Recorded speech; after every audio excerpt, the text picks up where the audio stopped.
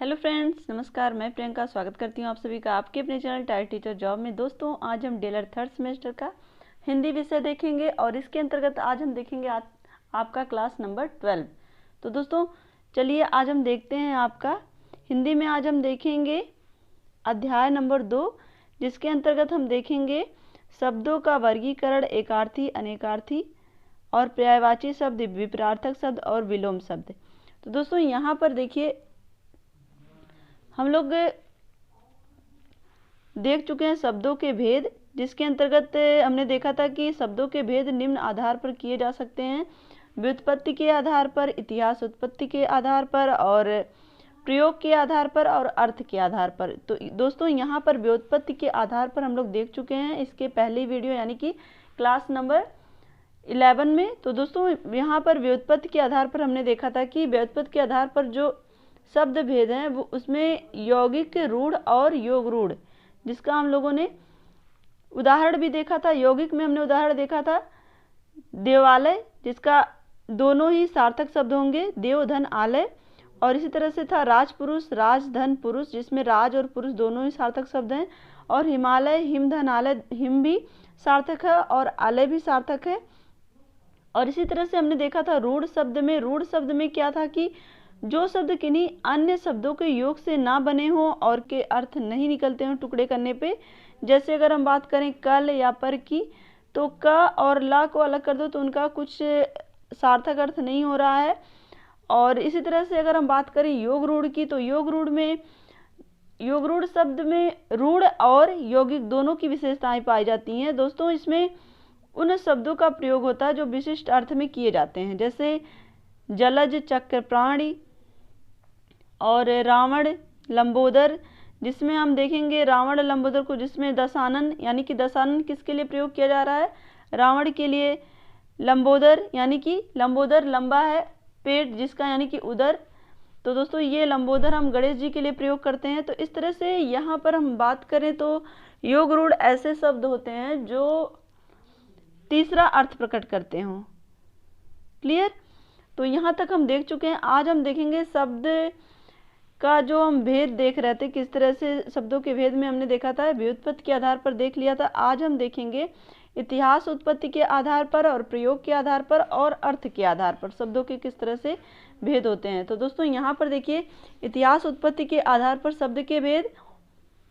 हिंदी भाषा की शब्दावली की उत्पत्ति के अनेक स्रोत हैं। कुछ शब्द संस्कृत के तो कुछ संस्कृत से थोड़ा बदल कर और कुछ विदेशी भाषा के शब्दों को सम्मिलित किया गया है। इन शब्दों को इस उत्पत्ति या स्रोत के आधार पर शब्दों को निम्न भागों में विभाजित किया गया है। तो दोस्तों यहाँ पर हम देखें इतिहास और उत्पत्ति के आधार पर कौन कौन से भेद हैं। तो इसमें पहला तत्सम शब्द। तत्सम शब्द वे शब्द होते हैं जिनके रूप में लेश मात्र भी परिवर्तन नहीं हुआ है, यानी कि ऐसे शब्द जो पहले यूज किए जा रहे थे और आज भी वैसे ही यूज किए जा रहे हैं, वो तत्सम शब्द होते हैं। और संस्कृत से हिंदी में इन शब्दों को ज्यों का त्यों ले लिया गया है। क्लियर? जैसे बात करें हम तो जल, विद्या, नर, गगन, पवन, पुरस्कार, ये सब संस्कृत के शब्द हैं। जिस तरह से संस्कृत में प्रयोग होते हैं उसी तरह से हिंदी में भी प्रयोग किए जाते हैं। क्लियर? तो ये आपका उदाहरण हो गया कौन कौन सा? जल, विद्या, नर, गगन, पवन और पुरस्कार। अब दोस्तों हम देखेंगे तद्भव शब्द। तद्भव शब्द वे शब्द हैं जिनके रूप में परिवर्तन हो चुका है। संस्कृत के शुद्ध शब्दों से निकले विकृत या विकसित शब्दों को तद्भव शब्द कहते हैं। तो दोस्तों यहाँ पर जो संस्कृत के शब्द थे वो अब अपने विकसित रूप में आ चुके हैं, तो यहाँ पर वो शब्द क्या कहलाएंगे? तद्भव शब्द कहलाएंगे। यानी कि जो संस्कृत शब्द हैं वो हूबहू संस्कृत में ना लिख करके उसके विकसित रूप में लिखे गए हैं, तो वो तद्भव शब्द कहलाएंगे। जैसे आप देखेंगे जीव, यहाँ पे जीव, कन्हैया, सांप, कान, घी, दूध, हाथ, तो इनको हम संस्कृत में क्या कहते हैं? यहाँ देखेंगे जीव को हम जिह्वा कहते हैं, कन्हैया को कृष्ण कहते हैं, सांप को सर्प कहते हैं, कान को कर्ण कहते हैं, घी को घृत कहते हैं और दूध को दुग्ध कहते हैं। तो दोस्तों ये संस्कृत के शब्द अब हिंदी में जब प्रयोग हो रहे हैं तो ये अपने विकसित रूप में प्रयोग हो रहे हैं। क्लियर? विकृत और विकसित रूप में, तो इस वजह से इसे हम तद्भव शब्द कहते हैं। तो दोस्तों ये क्लियर हो गया है कि जो शब्द संस्कृत के शब्द हिंदी में सेम वैसे ही लिखे जा रहे हैं जिस तरह से वो संस्कृत में रहते हैं, तो वो तत्सम शब्द होते हैं, और जो अपने रूप को चेंज करते हैं वो हिंदी में आ जाते हैं, तो वो तद्भव शब्द कहलाते हैं। क्लियर? तो अब आपका तद्भव और तत्सम दोनों क्लियर है। अब हम चलते हैं यहाँ पर देशज शब्द। इसमें तीसरा क्या है? देशज शब्द। तो दोस्तों हिंदी में प्रचलित वे शब्द जो देश की विभिन्न बोलियों के द्वारा हिंदी भाषा में स्थान पा गए हैं वे देशज शब्द कहलाते हैं, जैसे रोटी, बेटी, घोंसला आदि। तो देशज शब्द कौन से शब्द होते हैं? जो हमारी लोकल बोलियां हैं या जो हमारे देश में अलग अलग क्षेत्र में बोली जाने वाली बोलियां हैं, वो बोलियां ही देशज शब्द के रूप में जानी जाती हैं। उसमें जो शब्द बोले जाते हैं जैसे रोटी, बेटी, घोंसला, ये सब क्या है? बोलियां हैं। क्लियर? तो ये सब देशज शब्द के अंतर्गत आएंगे। अब हम आगे देखते हैं विदेशी शब्द क्या है? जो शब्द संसार की विभिन्न भाषाओं से हिंदी भाषा में आ गए हैं वे विदेशी शब्द कहलाते हैं। क्लियर? तो दोस्तों अलग अलग जो भाषाएं हैं यानी कि विदेशी भाषाएं हैं वो अगर हिंदी में प्रयोग की जा रही हैं तो वो कौन सी भाषाएं? विदेशी भाषाएं, यानी कि वो विदेशी भाषा से प्रयोग किए गए शब्द हैं, तो वो विदेशी शब्द हैं। यहाँ पे देखिए जैसे कैंची, कुली, computer, doctor, motor, police, toast, chocolate, ticket, किताब, ये सब देखिए चॉकलेट, टिकट, कंप्यूटर, ये सब इंग्लिश शब्द हैं। डॉक्टर को इंग्लिश में डॉक्टर ही कहते हैं। ईमान, हकीम, हलवाई, दरबार, औरत, जिला, आदमी, जल्दी, अनार, खरीद, तोप, बारूद, दरोगा, बहादुर आदि। तो ये सब अलग अलग भाषा से लिए गए शब्द हैं। क्लियर? अब दोस्तों यहाँ पर हम देख चुके हैं इतिहास और उत्पत्ति के आधार पर शब्द भेद। अब हम देखेंगे प्रयोग के आधार पर शब्द के भेद। क्लियर? यहाँ पर हम दो तरह के शब्द के भेद देख चुके हैं। पहले हम लोगों ने इसके क्लास नंबर 11 में हमने देखा था व्युत्पत्ति के आधार पर, जिसमें यौगिक रूढ़ और योग रूढ़ देखा था, और इसमें हम लोगों ने देखा नंबर 2 में जो आज की क्लास में हम लोग देख रहे हैं इतिहास की उत्पत्ति के आधार पर, जिसमें हम लोगों ने देखा तत्सम, तद्भव और देशज, और यहाँ पर हमने देखा विदेशज यानी कि जिसको हम विदेशी शब्द भी कहते हैं।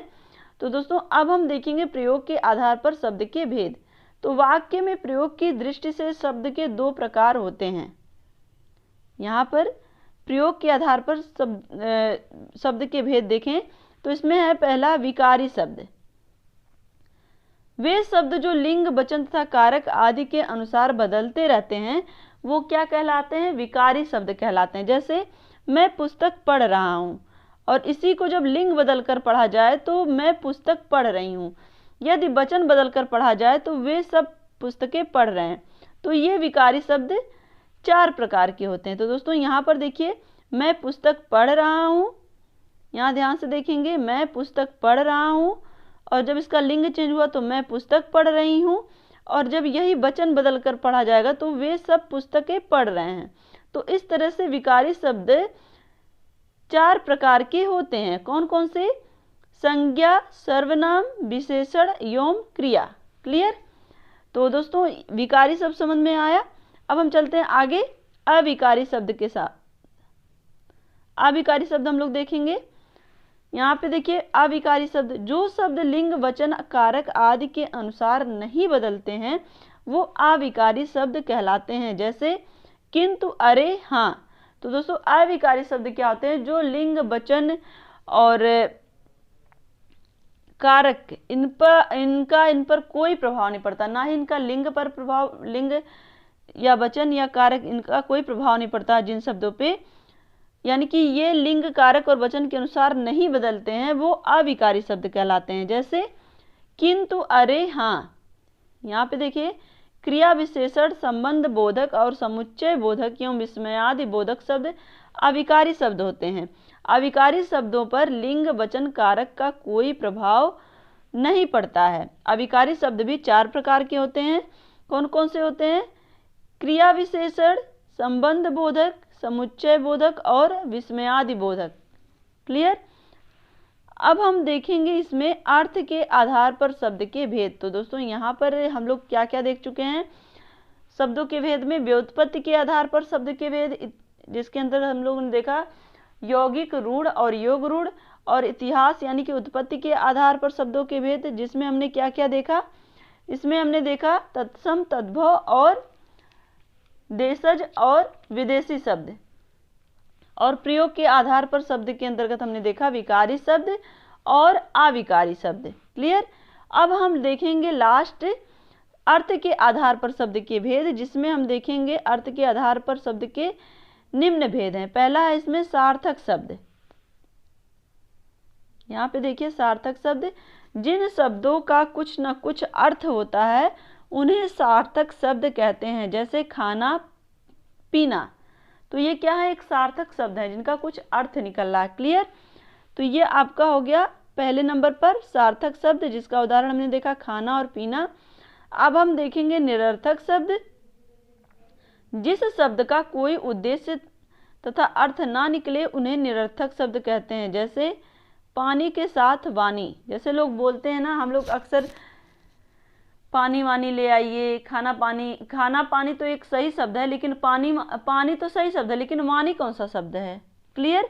और इसी तरह से आगे उदाहरण देखेंगे चाय के साथ वाय, लोग कहते हैं ना चाय वाय पी लीजिए तब जाइए, तो एक तरह से चाय तो सार्थक शब्द है, लेकिन उसके साथ हम जो वाय बोलते हैं, ऐसे लोग बोलते हैं रोटी सोटी, तो रोटी तो सही शब्द है, लेकिन सोटी क्या शब्द है।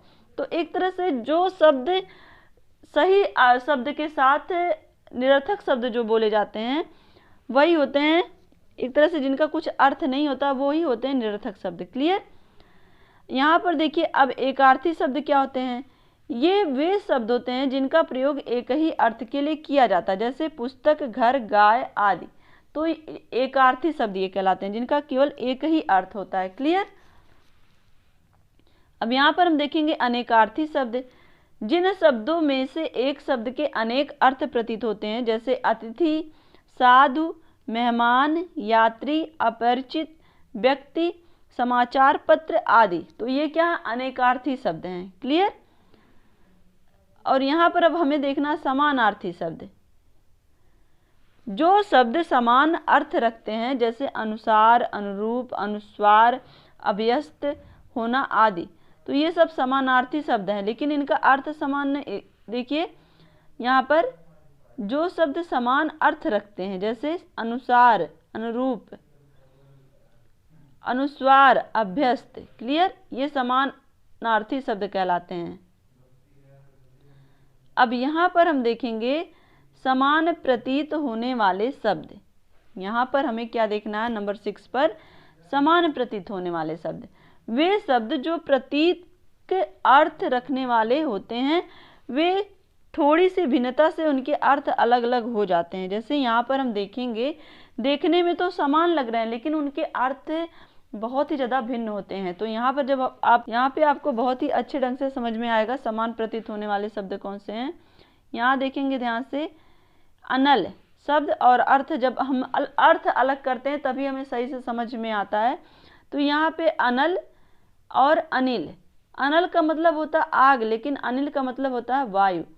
योग और योग, देखिए दोनों सेम लिखा है, लेकिन इस दो अर्थ है। एक योग का मतलब होता है जोड़ और एक का मतलब होता है मिलान। क्लियर।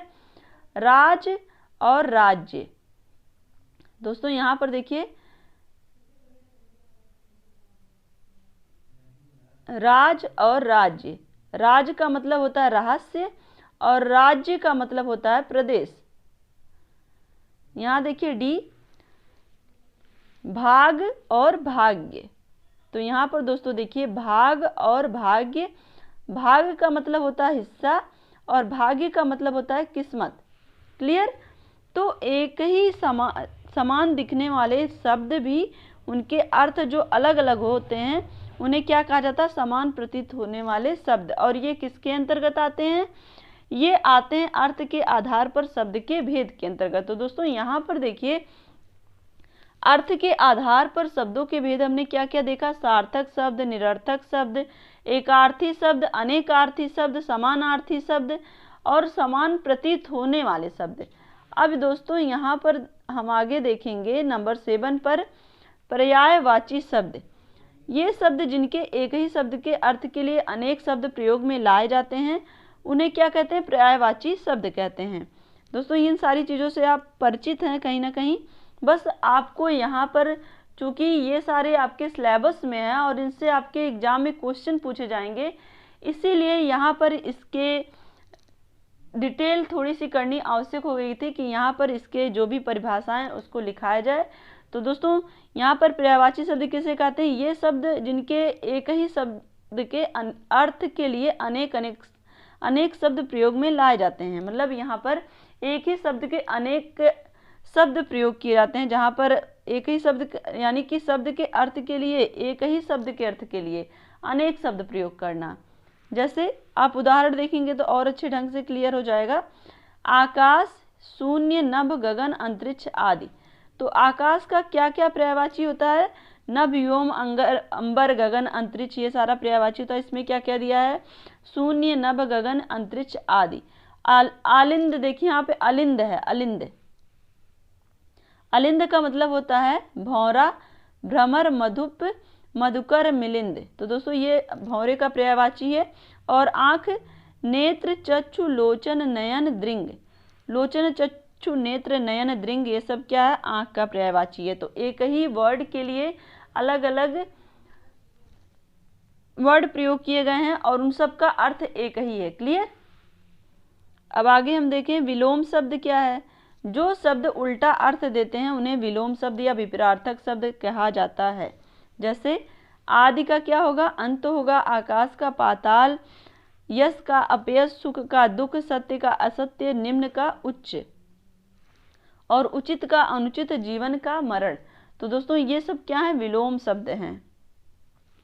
तो दोस्तों यहाँ पर हम देखिए आज आपका शब्दों का वर्गीकरण भी समाप्त हो गया, जिसमें हम लोगों ने अनेकार्थी शब्द, पर्यायवाची शब्द, विपरीतार्थक शब्द, विलोम शब्द, समश्रुति भिन्नार्थक शब्द, ये सारी चीज़ें हम लोगों ने देख ली है। तो वीडियो को लाइक कर दीजिए दोस्तों और कमेंट करके हमें ज़रूर बताइए कि हमारा ये प्रयास आपको कैसा लगता है। साथ ही अगर आप चैनल पर नए हैं तो प्लीज़ चैनल को सब्सक्राइब करके बेल आइकन बटन को ज़रूर प्रेस कर लिया करिए, जिससे हमारे सभी वीडियोज की नोटिफिकेशन आपको मिल सके। और दोस्तों वीडियो की लिंक आपको डिस्क्रिप्शन में मिल जाएगी। साथ ही टेलीग्राम चैनल पर टारगेट टीचर जॉब के नाम से ये सारे लिंक वहाँ पर अवेलेबल हैं। तो आपको जहाँ भी सुविधा हो वहाँ से अपनी स्टडी करिए। अपना ध्यान रखिए, अपनों का ध्यान रखिए। हमसे जुड़ने के लिए थैंक यू सो मच। जय हिंद।